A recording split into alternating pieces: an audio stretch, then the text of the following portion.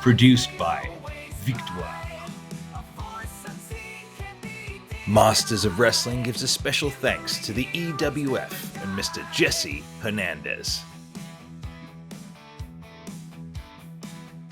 Hi, everyone, and welcome back to Power and Glory, the podcast. This is where you come and discover the truth in pro wrestling. You won't find it anywhere else but right here. I'm one of your co-stars, the Master Emir, along with my two co-stars. First and foremost, ladies and gentlemen, he is a WWE legend. He's also a WCW legend. He is a tag team specialist extraordinaire. Ladies and gentlemen, Mr. Paul Roma. Hello, everybody. Great to be here. Glad to be all here. And glad my team is here. Yep, we're glad you're here too, Paul. And at the bottom of our screen, ladies and gentlemen, hot back from the Food Cooking Network, he is a celebrity, ladies and gentlemen. He is a WWE superstar. He is Mario Mancini. How you guys doing? My two friends, my two newly TikTok friends. The Master has a brand new TikTok, and Paul Roma has entered the TikTok arena under Roma. You are under the Masters of Wrestling. Yes, we've got two. We got the podcast under there. Yep. Yeah. So, and you have one that's Amir. The Master. Yeah, we have two. Amir the Master. Okay. So, to TikTok Nation, these are two newbies to TikTok. So, wish them the best. Support them. Do what you can. So, yeah, still kind of recovering here. It's been a busy week.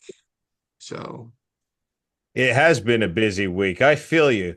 Of course, as you can see us on your screen right now, we may not have as much energy as we usually do because we just spent a few days in Las Vegas, Nevada, and we interacted. Paul, I know you had a blast, Mario. I know you likewise, getting to meet and greet some of our fans from the podcast, but also other fans from around the world. It was quite an experience. Paul, what was the highlight for you at WrestleCon? Highlight for me was first and foremost flying in, just with all you guys, and then to walk around and see some guys that, wow, maybe 20 years is going by. Yeah. Prior to that, which again, it was still good to see them. Yeah. Again, but other than that, there were quite a few people I haven't seen. I've had Pat Tanaka. Person I haven't seen in a long time. That's right. Pat Tanaka, and he is here with us. He is our special guest this week on Power and Glory, one half of the Orient Express, a legendary WWE tag team. But before we get into anything, Paul, what do our viewers need to do before we go any further? There's no need for new views, okay? Because we know that, our fan base, those constant, always knowing to jump on board, on a Friday. They need to hit that subscribe button. Just it's easy. Yeah. It's easy. Yeah. That's right. What does it take you? You move your hand. Look, it's done. Yep. That's it. Just powerplex that subscribe button, hit the likes, and share this video with your friends and family. Also, if you want to support this channel, you can leave us a super chat or a super thanks. Also, you can use the Cash App, the $ Masters of Wrestling, now available. The link is in the description of this video. And I also want to bring to our viewers' attention as well, champions. They're not born in the gym. It starts from the inside and it works its way out. Do you feel it more difficult to obtain muscle? Are you tired or perhaps depressed? Then there's a solution. Our brand new partner and sponsor, Care Aesthetics of La Quinta, are here to help you get restored to optimal health. Just use the contact information in this video and schedule your free consultation. Be sure to mention the name of the podcast, whether that be Power and Glory, Styling, Masterclass, or Hey Roma, when doing so. We wish you all the best in your road to optimized health. And now, back to the show. In fact, I'm sporting it right now. Power and Glory, the podcast t-shirts. They are available right now. We are charging $45 for those, including shipping and handling in the United States. So make sure you get your hands on one of those. We do see Pat. He has appeared at the bottom of the screen. Now he's disappeared. Sorry about that. I'm just playing tricks on myself here. So, you know me. I'm doing this on myself. Pat, How's everybody doing? Doing good. Doing very, very well. It's a pleasure to have you here with us, Pat. Of course, Pat was also at WrestleCon this past weekend, signing, meeting fans. It was great. It was great. It was the first time I've met Pat. Great individual. You know, surpassed any expectations. Very impressed with. Obviously, a fan of your work back in the day. So it's just a pleasure to have you here. But let's kick it off. Let's kick it off, guys. Paul, we made some predictions about WrestleMania. All right, WrestleMania 41. We did make some predictions, and we're pretty spot on. Yep, pretty spot on. Right? Yeah.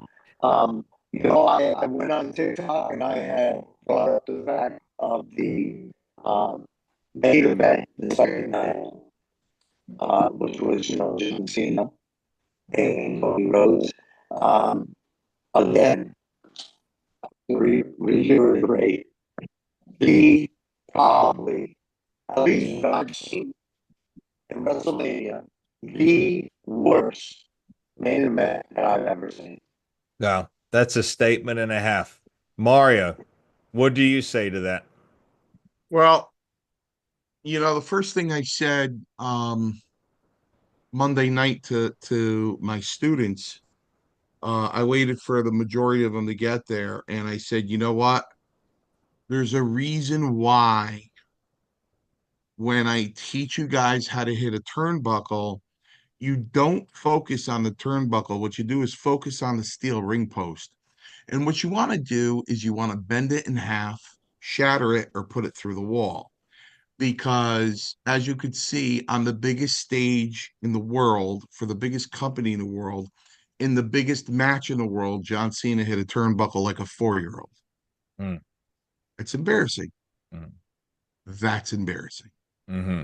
Yeah. So, you know, and Mario, anybody that has any wrestling ability, I mean, he wasn't even running the ropes straight. I've never seen such a horrible display of professional wrestling out of one person in my entire life. Yeah. I mean, here you getting paid how much money? You're in the main event of WrestleMania. Not only do you not hit a turnbuckle, you can't even run the rope straight. You can't even do a reversal on the first day. Can't even get that right. Hell, you know, throw a hold on Cody and you couldn't figure out, you're still trying to fix it while you have him down, face down. Yeah. You know, you're trying to figure out the hold, you know, how do I do this? And, you know, this isn't right. Oh, I don't have it tight enough because it's wrong. Because, you know, you were not wrong. I mean, it's incredible. Absolutely incredible. Just to show you, you do not have to know how to wrestle to become world champion in WWE. Wow. I mean, that is a statement. Pat, down there, I want to throw this to you. What did you think of the main event of WrestleMania? John Cena defeating Cody Rhodes. What did you think of it as a match? Oh, is it? Brother, I'm sorry, guys. Okay. So, anyway, I've never watched professional wrestling on TV before. And that's the truth. I wasn't allowed to when I was a kid. In fact, you know, I mean, I was going to say, I mean, I've seen Cena wrestle in person, you know, and, you know, of course, I mean, you know, work is not, you know, up there or anything. You know, who am I to say? You know, I'm just doing jobs for everybody, man. I'm cool. You know, I don't have to worry about that. You know, but it wasn't. You know, I mean, you guys all know why he gets a push like that because, you know, like it or not, he has fucking charisma, man. I mean, he does. He has that charisma where but I'd say, he should have just been an actor to start with because he does a hell of a Well, job he being an sucks at actor. acting too bad. What's that? He sucks at acting too. He's a horrible actor. Come on. Listen, I'm back to Rock. I Oh, fully come support The on. Rock. I used to work Steve Austin. Maybe You've because seen me work. I know them and they're great guys. Maybe that's the reason why. Okay. But at the end of the day, you have no right being in that ring. The only reason why you're over, and you, of course, but John Cena, is because the WWE puts him over. The only reason he won 17 times because somebody that win 17 times. Right? Yeah. He lost 17. He lost Okay, 16 times. but you gotta admit, man. Okay, so there's a lot of guys. How many wrestlers are there, right? Think about it. How many wrestlers are out there? Every And wrestler in my day, every wrestler in my day. I'm losing you guys. Oh, he said every wrestler in you guys' days could wrestle. That's what Paul said. Yeah, absolutely, absolutely. And Well, but you got you can't wrestle. but You can't but hit a think about it, turnbuckle. Paul. Think about it. Okay, I know there's a lot of guys that can't work, but they have something to make up for it, and that's the charisma. And people they seem to tend to like Cena. I mean, they really love him. I mean, this guy is over. Okay, you still use what I'm going to say. You if he doesn't know psychology of wrestling and he can't put a match together, okay, that's fine, right? So people like him, some whoever it is, I mean, but you can't even hit a turnbuckle properly. You can't even pull a reverse on somebody without being offline. Yeah. I mean, just you can't even put a hold on somebody. You don't know how to sink it. Yeah. Paul, We're not talking about somebody being older. We're talking about the basics of wrestling that you can't even get right yet. You're still wrestling main event. What I see from it is this: the WWE is saying, "Listen, we're sending the city out there that can't wrestle. We're going to install your intelligence. We are going to prove to you what was said to Paul Roma when I started in the business. Where I was much insulted when the person who sent it to me was an agent at the time, still wrestling a little bit, mostly an agent. And he said, "Listen, Paul, the wrestling fans are the dumbest fans in the world." And I was taken back by that. I was like, well, that's not very nice to say. And now, I don't see all of them being dumb idiots. You know what I mean? No. And I know some people out there, they're watching and they're not idiots, they're not dumb. But that's what they thought. That's what it was. So you know what? It only goes to prove after over 30 years, changed in their mindset of the WWE. They still think that wrestling fans are the dumbest fans in the world. I could say They absolutely insulted them with a John Cena match. Absolutely insulted them. well, yeah.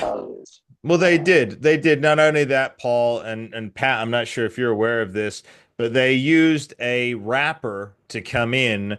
I don't know much about this guy. His name is Travis Scott. I'm sure some of our viewers know who he is, but they used him as part of the storyline. They've used him in the past, and I just, this is WrestleMania. This is WrestleMania. It's in the beginning of the word WrestleMania. This is not Rapamania.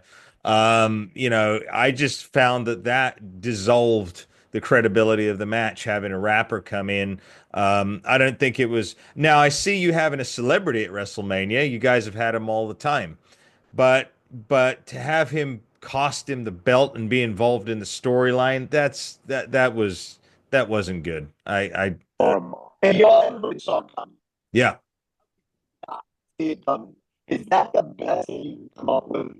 Yeah. You're a multi-billion-dollar organization, and that's the best you can come up with, a rapper getting involved.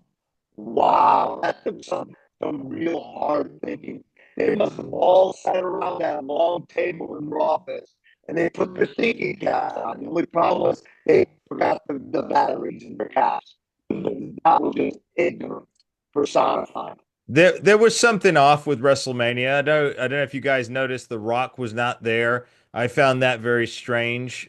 Biggest event of the year. He's part of TKO. He's on the board. Wasn't sure why he wasn't there. Something was a little bit off. One thing I do want to say in WWE's defense, though, I did listen to Triple H's Hall of Fame speech. Paul, Mario, Pat, I don't know if you heard that or snippets of it. Well, anyway, it was very good because there were a couple of things that Triple H did not shy away from, proclaiming that he is not a self-made man. You know, he was very humble in that regard, going through the list of everybody who helped him get to the place he's at.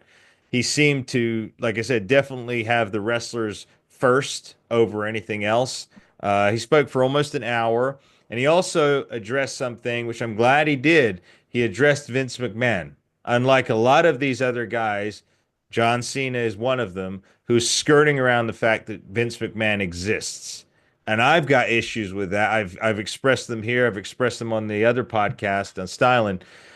You know, love him or hate him, Vince got the business to where it needed to be, and you can't just erase someone from history, their professional accomplishments because of a personal issue. So Triple H did address that, in fact, which I thought was bold on his part. I've always respected Triple H. You know, I mean, Paul, we've talked about Triple H. You know, there was times when he said things about you I did not appreciate that. He was a lot younger, right? That's part of the wrestling business. Yeah, You know, it's fun. yeah, People ask me about it, and I'm like, I have nothing against Triple H. no, You know, I've told them the things that I heard about Triple H. The phone that I had when, you know, for a short time that, you know, him and I worked together, so to speak, and, you know, um, it's all good. yeah, You know what I yeah, mean? It's all good. yeah, I think, yeah, like I said, you know, he done a good job, great job. And he, from what I've understood, he really set the boys on that path. Now, whether they take that path or not, that's up to them. yeah, But financially, to try and help them, yeah, you know, stop squandering your money, yeah, which is, you know, back in our days, some of them also did that. yeah. So let's see you, man. You've been sitting there quiet. You're not chatting in. I wonder if you fell asleep. Like you did Mancini, in the airport. Mario. So Paul was asking you what you say about that, about Triple H, About a speech. about the speech, about the direction he's taking the company, helping the guys with their finances and stuff like that now. Well, you know what? Nobody ever did that. I mean, the closest person that ever came to doing that was Jesse Ventura trying to unionize wrestling. God bless him. Um, Amir, for me, probably for Pat, the match itself, I worked with Pat Tanaka. I worked against the Orient Express. I tell my students, you know, a kid went into the ropes. He was trying to go so fast on he's only been there 2 weeks. And he tried to hit the rope so fast that he went in belly first. Right. Oh, shit. Mm, So I said, listen to me. And this was the Orient Express. You have to work on precision before you work on speed. There's no sense having speed unless you can execute. mm. And that tag team did both. They were lightning quick. I was moving my ass in that match. No choice. They had both, which is very impressive. The reason why I bring that up is because we all broke into the wrestling business. What you saw in the main event at WrestleMania was strictly entertainment. The wrestling is secondary. So the WWE has turned into um basically a series on Netflix. a series on AM, The Walking Dead. They've turned into they're what's going to happen next in the storyline? What's going to happen? Who's going to kiss who? Who's going to turn on who? You know, what's going to happen now? And the wrestling is secondary. In our day, the wrestling was first. If somebody unknown walked into the dressing room, the first thing the chief would ask somebody is, "Hey, can this guy work? Does he know how to work?" You know what I mean? That was very important. Triple H, I don't know him. Um, but I know one thing. He loves the wrestling business. I mean, loves it. And he's not there for himself. And I'm fans of people in this world that aren't in it for themselves. So I really don't have anything negative to say about Triple H. Uh, you know, he tries to help everybody as a whole. Vince McMahon is Pete Rose. You know, what can you say? Vince McMahon is in between the lines. He was a genius, just like Pete Rose was Charlie Hustle. You know, Vince was a genius when he was inside the lines. When he was inside the wrestling business, he was the Pied Piper. You know, once he branched off into other interests, he got himself in trouble. Right. But you can't take it away from him. You just can't. You can't take the success or the lineage of the history of the wrestling business away from Vince McMahon, as you can't even take it away from Hulk Hogan. Right. You know what I mean? As much heat as Hogan's getting these days, you can't take it away from Yeah. him. You know, he revolutionized um the business, and he switched it, you know, from Bob Backlund. So um, you know, he did a good job with it. But Yeah. Yeah. maybe we'll see Bob Backlund at WrestleCon next year. Maybe. Maybe Maybe we'll Bob see back. Bob Backlund. But Maybe. at any rate, we have to Yeah. have the boss back and the sergeant. Rainbow worked those tables like she owned WrestleCon. Roma, did she not work those tables like a genius? Yeah, yeah, Yeah. big time.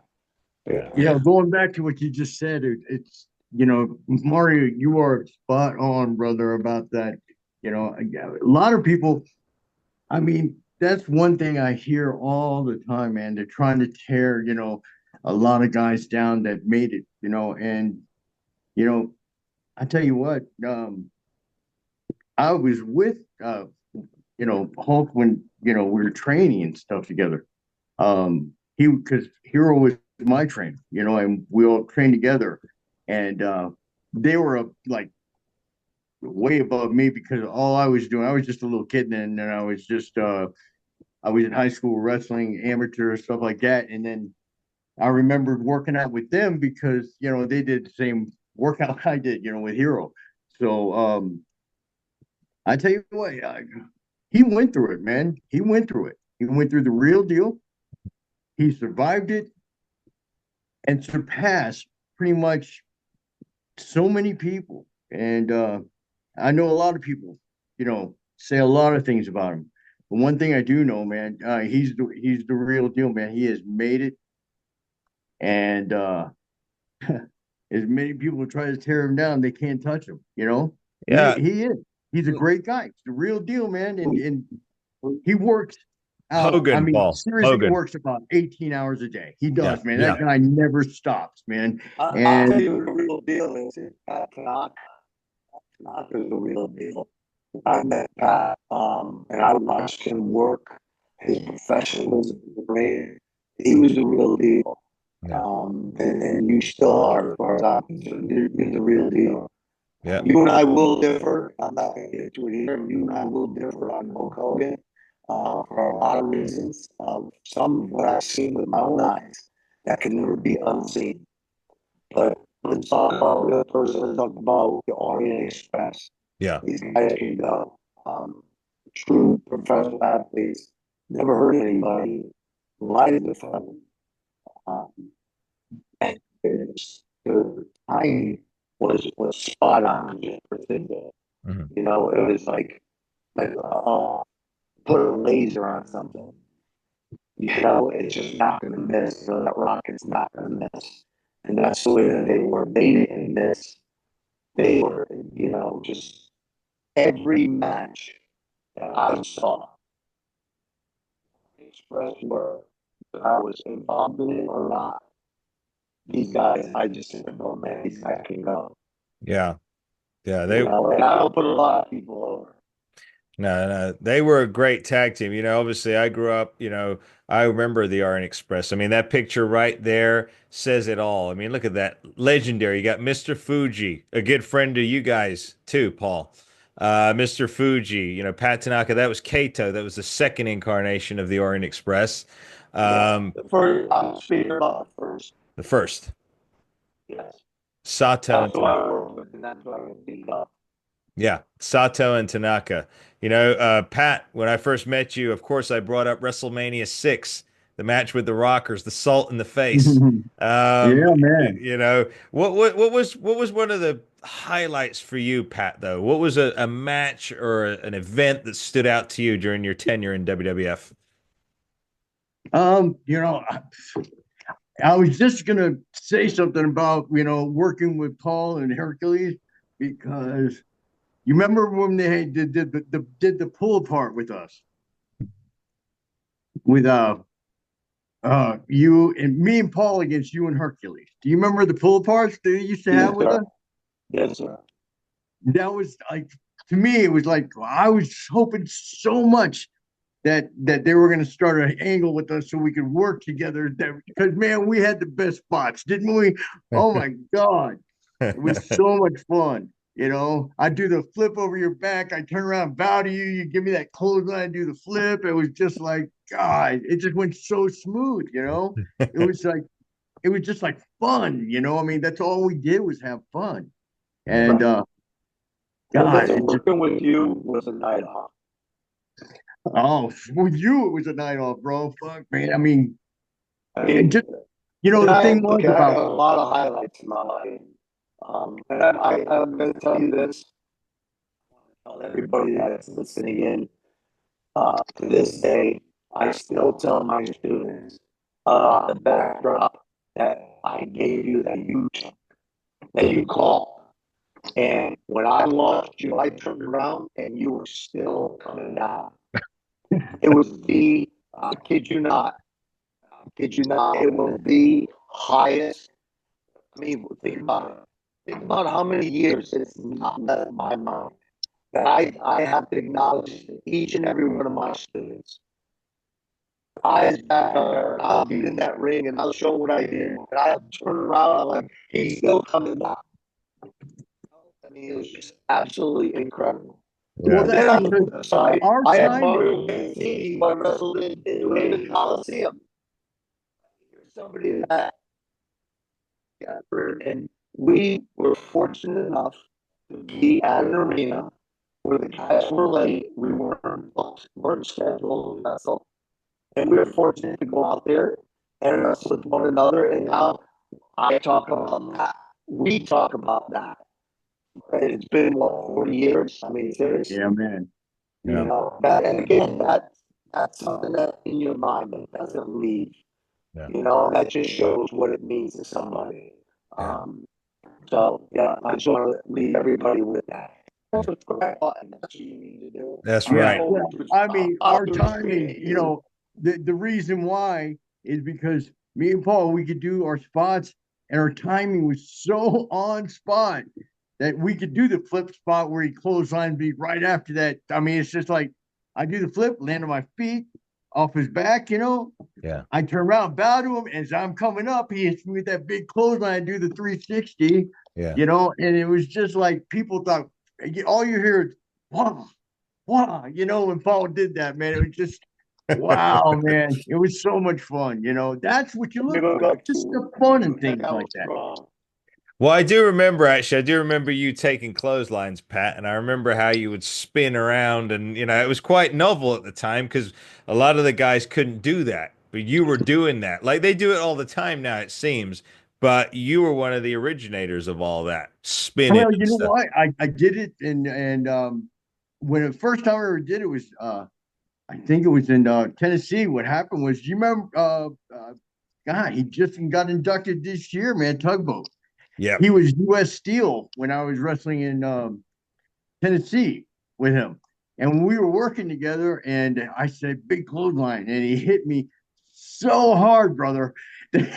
All I did was jump up a little bit off my feet, like not even an inch. I just made sure I was up in the air so I could take a good bump. That boy spun me around 2 times in the air. Man, he hit me so hard, but man, I tell you what, we had the best time. He was great, though. I loved him, man. He was awesome.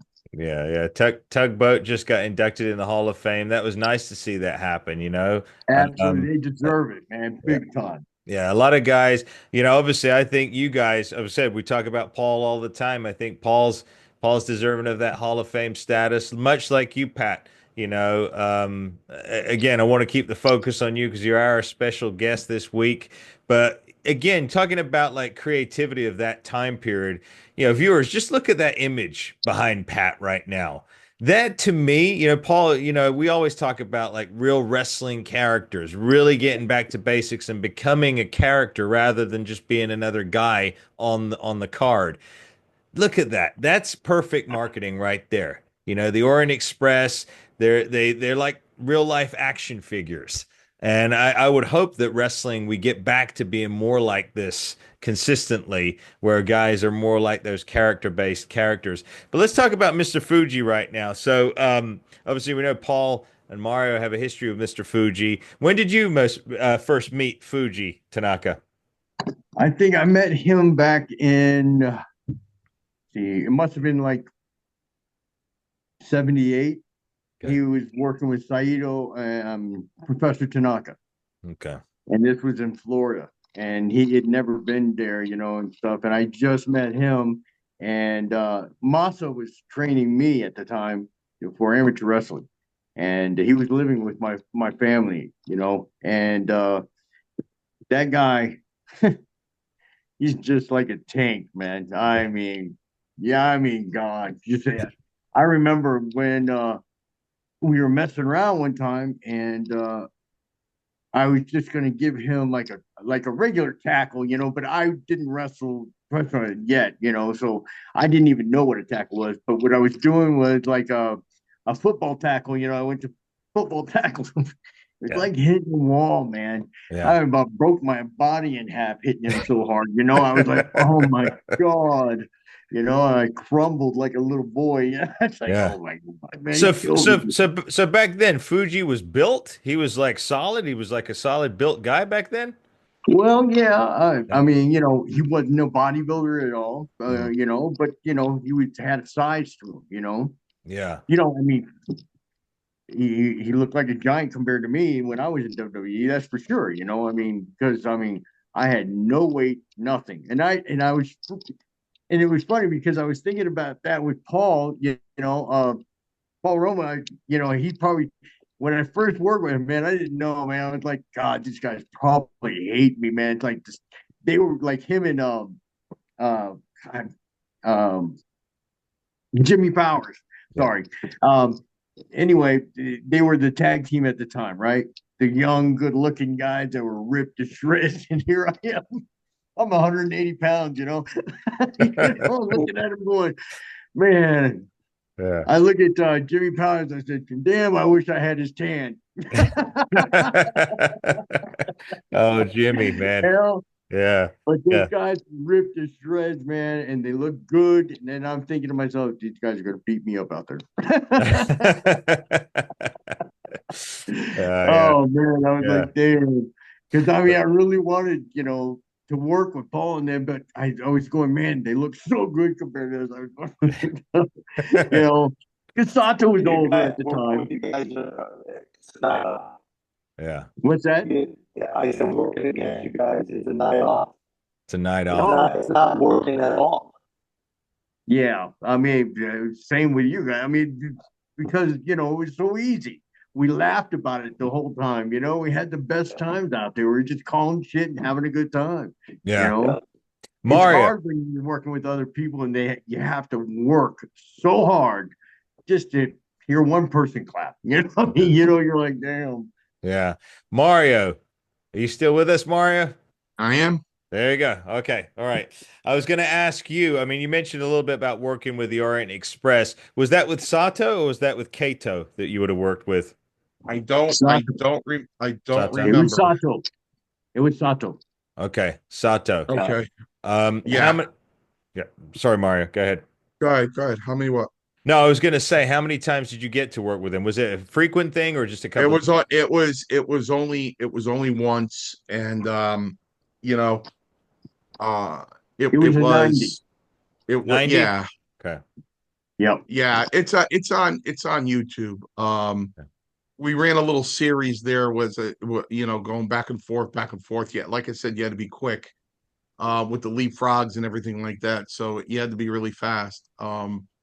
But I enjoyed it. I liked it. Uh, that's what I did, man. I went out there and put everybody over. That's what I did. Hey, Yeah. so did I. Believe you me. Yeah, And man. I that was my enjoyed it. job. Yeah. You know, I mean, and that's why I had a job, because I knew my place, man. I knew what I was there for. I wasn't going to be, no, rock, or I wasn't going to be, anything. I knew what my job was, and hell, man, I mean, I was good with it because I was lucky to have a job, and Yeah. it's just one of those things, man. You know where you're at. I see, and that was the thing about it. Going into the business, I always, thought, well, maybe I can make it. Maybe my father always told me, Pat, you shouldn't do it. You shouldn't wrestle because it's not going to be, something you're gonna make. And I didn't know it till a couple of years ago that he was definitely right. He told me that, I'd never make it in this business, and I didn't know what he was talking about. I go, why? Because I'm so small. He was just not why, and I figured it out after after a while. I didn't have what it makes to make a like to the top.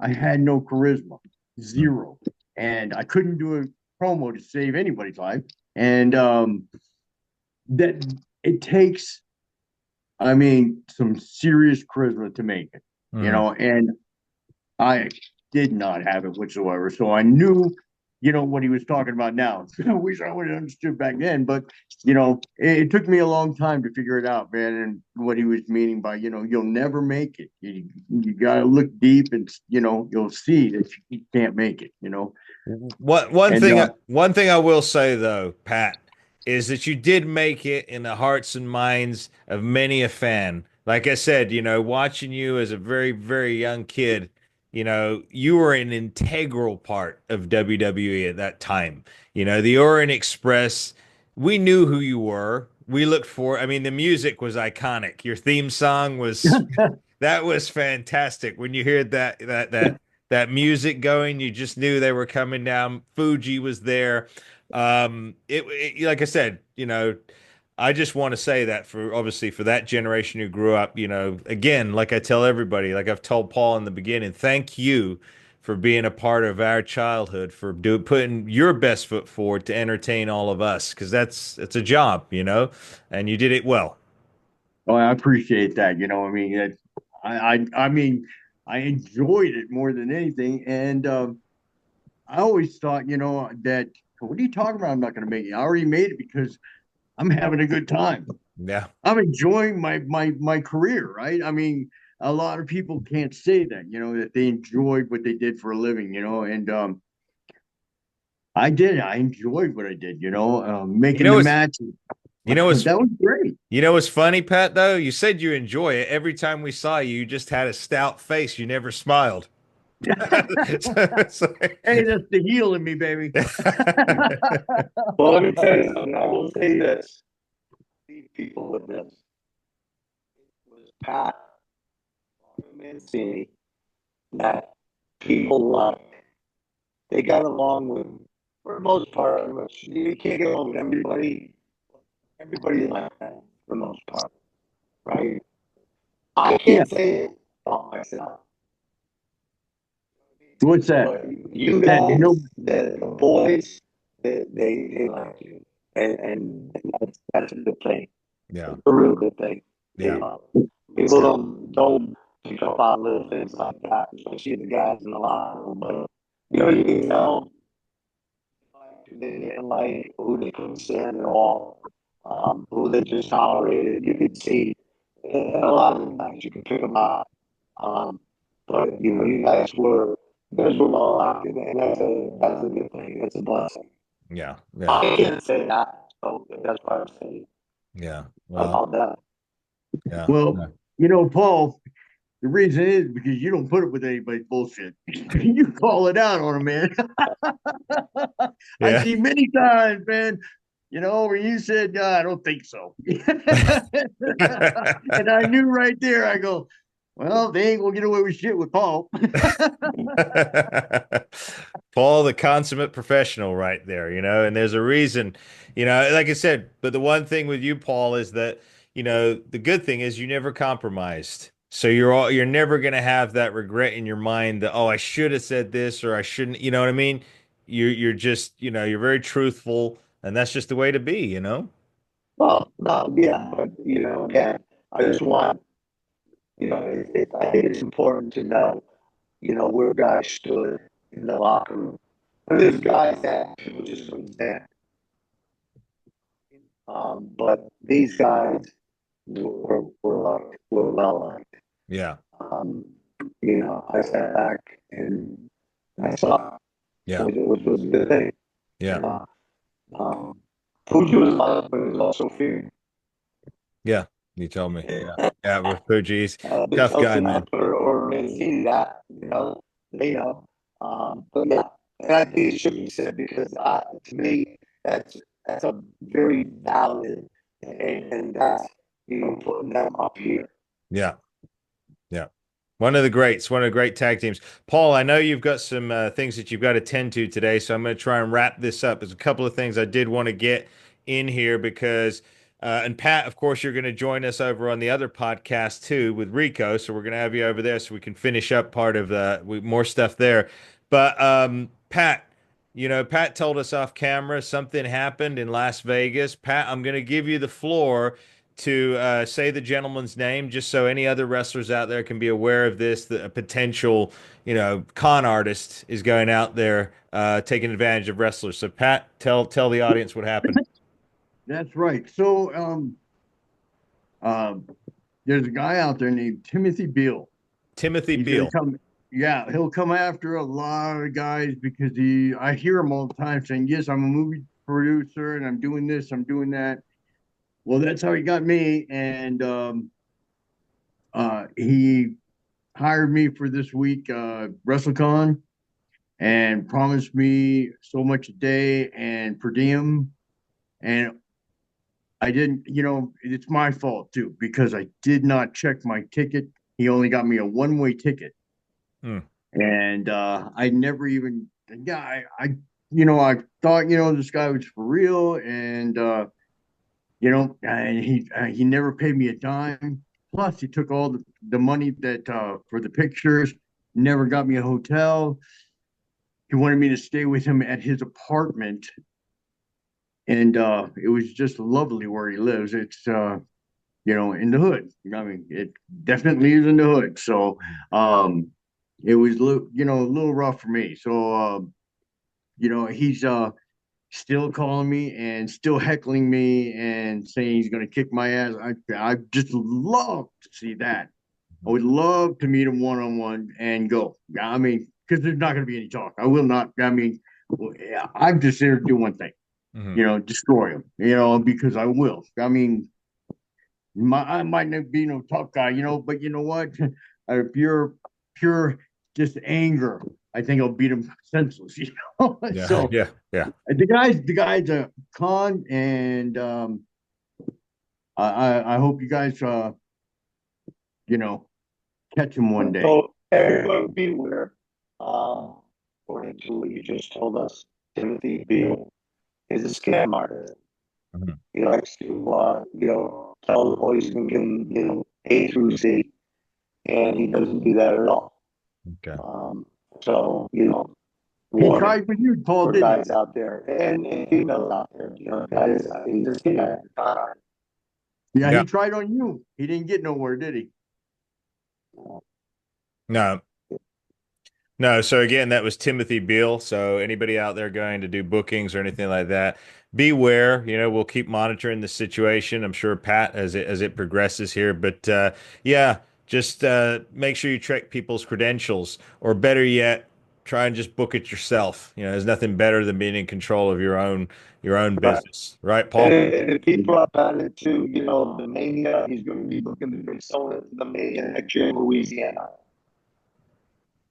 And you know So, what's funny is he comes up to me and goes, yeah, he goes, I bought some tickets to WrestleMania, the first night, WrestleMania, and he got tickets to it. And I was going, I heard the tickets were like $1,000 each, and he bought three of them.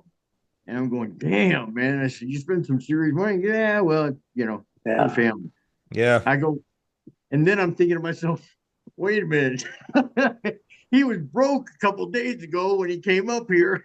right. So Yeah, exactly. now I know where he got the money. And that's the audacity of some people, Paul. The yeah, audacity. yeah. Sheesh. It's a shame. Yeah. It's an outright shame. Yeah. All right, Pat, we're going to bring it to a close now because, like I said, Paul's got a couple of obligations he's got to tend I to. understand. And but I do want to say, everybody, Pat's book is coming out in June. What is the exact date, Pat, on your book release? Well, you know what? I don't know yet because they told me June. They told me it was going to be done by WrestleMania, but I mean, also there was a few things that they had to do that they told me it might not be done by then, and they said it probably by June 25th, I believe.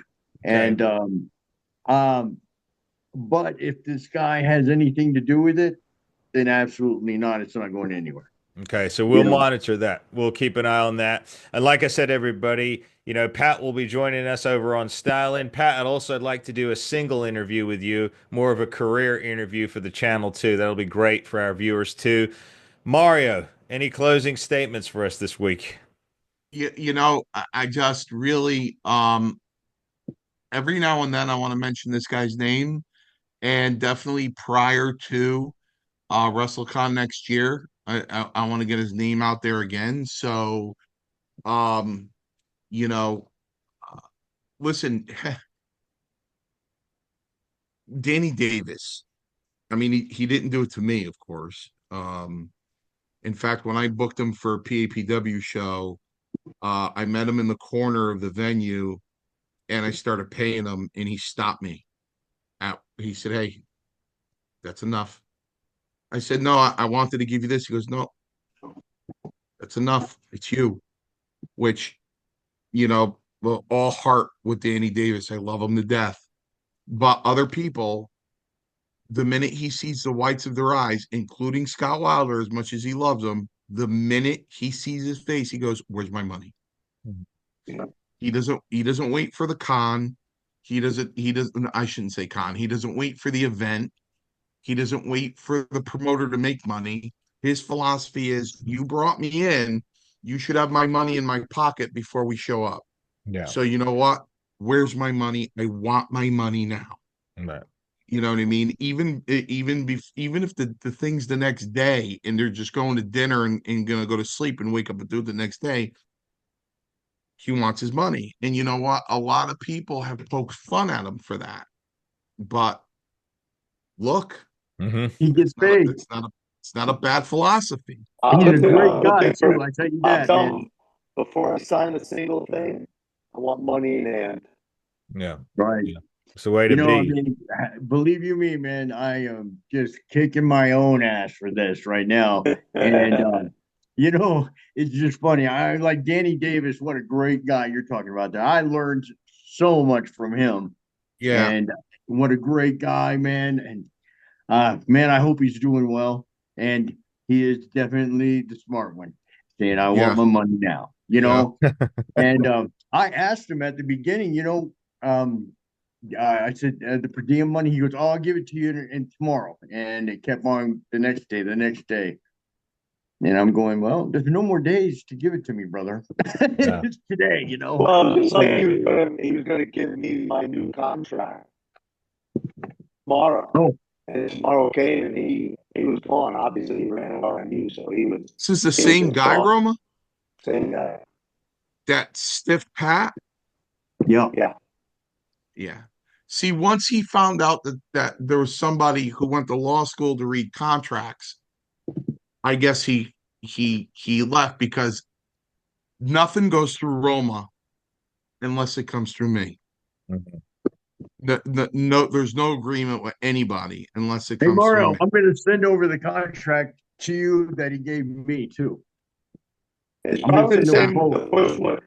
It's probably the first one he gave to me that I gave to Mario. Mario said no, That's what I was going to fine. say. If it's the same one, just let me know. You don't have to read. I mean, you don't have to, go over anything. I'm just going to see if it's the same one. Yeah. That way I know.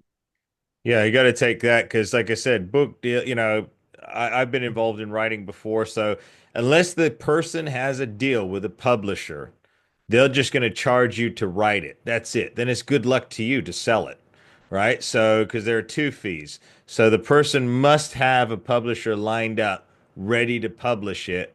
Otherwise, you're just paying money out to have them write your book. And that's it. It could go nowhere unless you self-publish it. Now, I will say about self-publishing, though, if you self-publish, yes, there's an investment to begin with, but you're betting on yourself rather than letting a publisher get all the rights to your, because then, like I said, sometimes they could say, okay, well, we're going to publish it for you, but we're taking 75%, if not 85%. You're getting 15, and that's it. Right.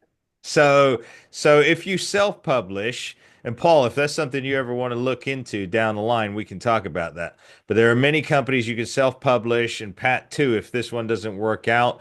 We just need to write the thing and then boom, self-publish it. You can do it as package for anywhere between 1,500 to about 5,000 self-publish.